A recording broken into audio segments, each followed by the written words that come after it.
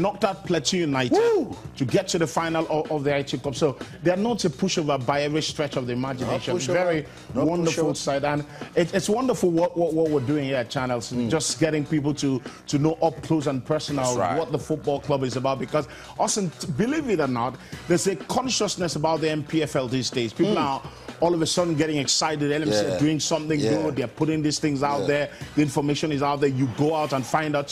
So that we can certainly, I'm not saying we can totally get the traffic out of the English Premier League, but somehow we can drag a bit of the traffic away from the English Premier League and get it to the NPFL. Because, Austin, I was growing up when my father used to tell me that when you hear BCC Lions go up against maybe a First Bank, the stadium with an hour to the game was packed to the rafters. I heard that in our leagues in the 80s, in the 90s, people were thronging stadiums just to watch our league.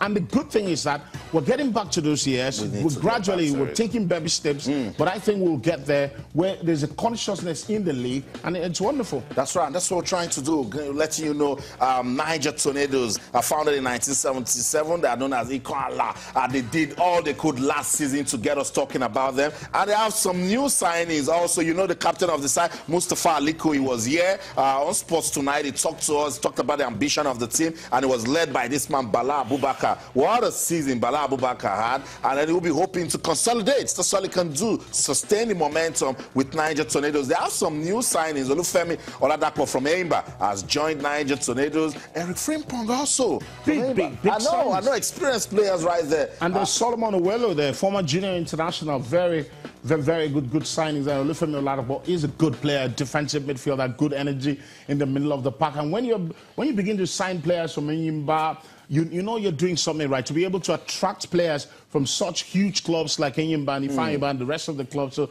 it's wonderful what they're doing. And like you said, the key thing this season will be building on the success of last season. They finished 11th. They got to the ITO Cup final.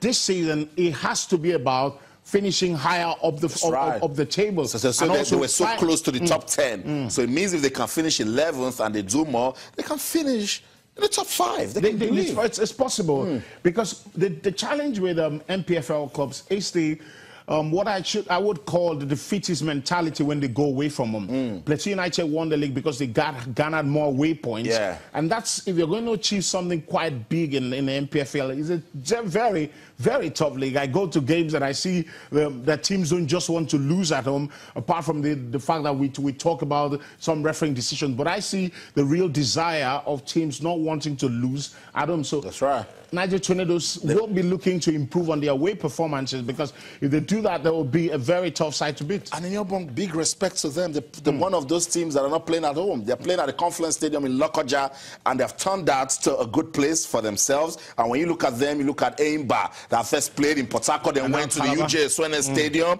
and then they can still finish in the top 4. You just want to say, well done to such teams. So know your NPFL club, Niger Tornadoes, will continue this series till at the start of the new season.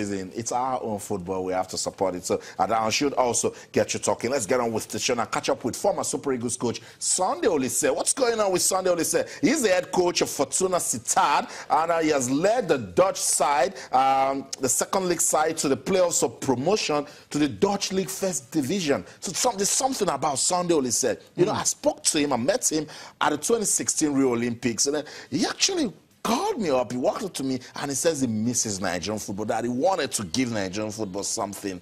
I'm glad that he's doing something well with club football. Unbelievable. Absolutely unbelievable. I'm pleased for him, because for once you see an African manager with a desire to go out there and do something in Europe, because it's always been about European managers and South American managers and Asian managers, but it's great to see an African go to a European club and not just take over the club, but doing great stuff with the club. 6 matches on the bounce now. They've won all 6 games. And they're the top of the pile with the team who was second. I think it's NEC Nijmegen, who have got a game in hand, and it's wonderful. And this will be like, he's blazing a trail that you want other Nigerian managers to look at. And I mean, let's go out there and test ourselves outside, because if you're looking at the big managers in Europe, I don't think they have much more than we do have, apart from the fact that there are better facilities, there are better training facilities, good schools and good foundations and all of that. But we can go out there, like Sondolis has proven, that you can go out there, learn your trade, keep to what you believe in, and it works for you. So it's great stuff for him. That consistency started from last season, but seeing him top of the league, it's unbelievable. Unbelievable in your bunk. Sunday Olise and his team, they have recorded 6 straight league victories to stay top of the league in the new year, and that means automatic qualification for the playoffs. God bless the class of 1994. Daniel Amokachi is doing his thing also in Finland. Sunday Olise is doing his thing. We talked about Michael Emenalo. What a story. Finidi George has one time been a director at Real Betis. Mutu Adepoju, La Liga country representative in Nigeria. They are giving their beats. They know these things, and I just hope that, as you said, with more exposure, because if you take a look at Sunday Olise and what he's doing, and Daniel Amokachi, these guys can coach top teams in Europe. They can, certainly. And the younger players coming through who are the twilights of their career, who in another 2, 3, 4, 5 years, who will be retiring from the game, will not have any excuse if they come back from playing football and they go back to their villages or go back to their country homes, because they need to get involved in the game. Look at Michael Emenalo. Look at what he's been able to achieve. Look at what Daniel Mokachi is doing. Look at what Olise is doing. Look at what these guys are doing for themselves. Stay in the game, because the truth of the matter is that the more Nigerians we have at the forefront of European football, the more our football will develop, because when they bring their expertise, their knowledge to bear on that in the African game, it will be brilliant, and our football will grow. That's right. It will definitely grow, because it's all about manpower. It's all about intellectual property. And then these guys know that they have served their country, can bring bad expertise back home. Sports Tonight on Channels Television. Let's go on this break. When we come back, it will get more interesting, because we'll talk about the English Premier League. Don't go anywhere. Stay.